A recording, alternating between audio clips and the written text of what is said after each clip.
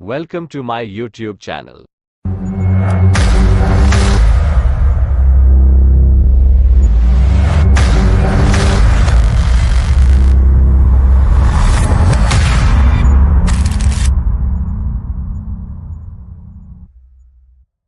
यहाँ मौजूद है भूत या जंगल, हर तरफ दिखती है पेड़ों की लाशें।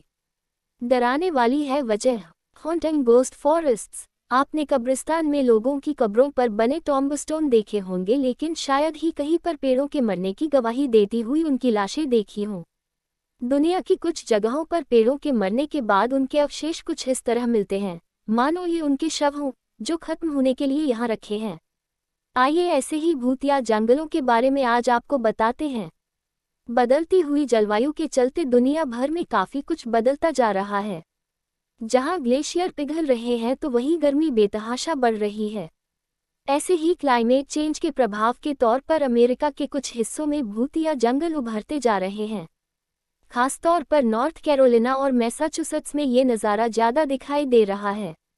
जिस तरह समुद्र का स्तर बढ़ने से कई शहरों पर डूबने का खतरा मंडरा रहा है, उसी तरह से समुद्र के किनारे के तमाम जंगल भी कब्रिस्तान में तब्दील होते जा रहे हैं।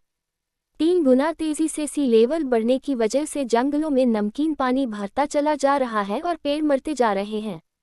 Virginia institute of marine science के इकोलॉजिस्ट मैथ्यू किरवान ने CBS से बात करते हुए बताया कि पूर्वी तट पर इस तरह के भूतिया जंगल ज़्यादा दिख रहे हैं, जो हर साल 15 फीट बढ़ जाते हैं। पेड़ों में समंदर का खारा पानी और नमक जाने की वजह से वो देखते ही देखते खत्म हो जाते हैं। पेड़ों के मरने के बाद उनके ठूंठ लाइन से दिखाई देते हैं, जो किसी कब्रिस्तान के टॉम्बस्टोन की तरह नजर आते हैं। इकोलॉजिस्ट्स मानते हैं कि लोग सिर्फ शहरों के डूबने और ज़मीनें जलमग्न होने के बारे में सोच रहे हैं, किसी का ध्यान जंगलों के इस तरह बर्बाद होने की ओर नहीं है। फिलहाल इस खत्म होते जा रहे हजारों एकड़ जंगलों की ओर किसी का भी ध्यान नहीं है और इसका कोई हल भी नहीं है। इसके अलावा भी तूफानों और सुनामी की वजह से भी जंगलों तक खारा पानी पहुंचता है और हरे भरे पेड़ों को लाशों में तब्दील कर देता है। हालांकि अब भी वैज्ञानिक पूरी तरह नाउम्मीद नहीं है। वन विशेषज्ञ मानते हैं कि खारे पानी से दूरी पर पेड़ लगाते रहना चाहिए, तभी जंगल दोबारा बन पाएंगे, वरना इस तरह के भूतिया जंगल हमारे पर्यावरण के लिए नुकसानदेह ही साबित होंगे।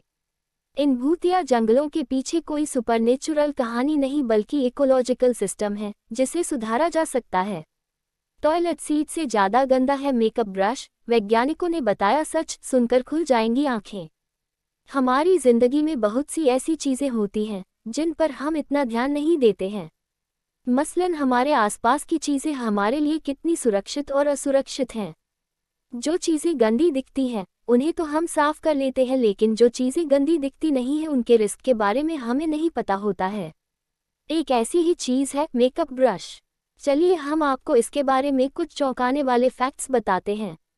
कभी आपने गंभीरता से सोचा है कि आपके घर में रखा हुआ मेकअप ब्रश कितनी बार साफ करना चाहिए?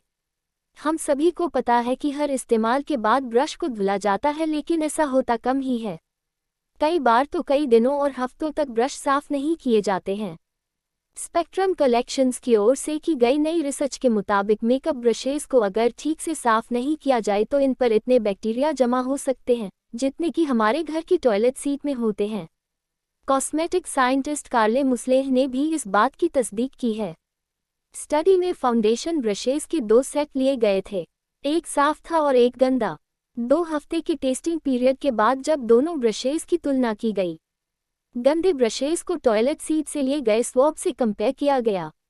रिसर्चर्स ने ब्रशेस को अलग अलग जगहों पर रखा था, जिनमें bedroom, makeup bag, brush drawer और बाथरूम शामिल था।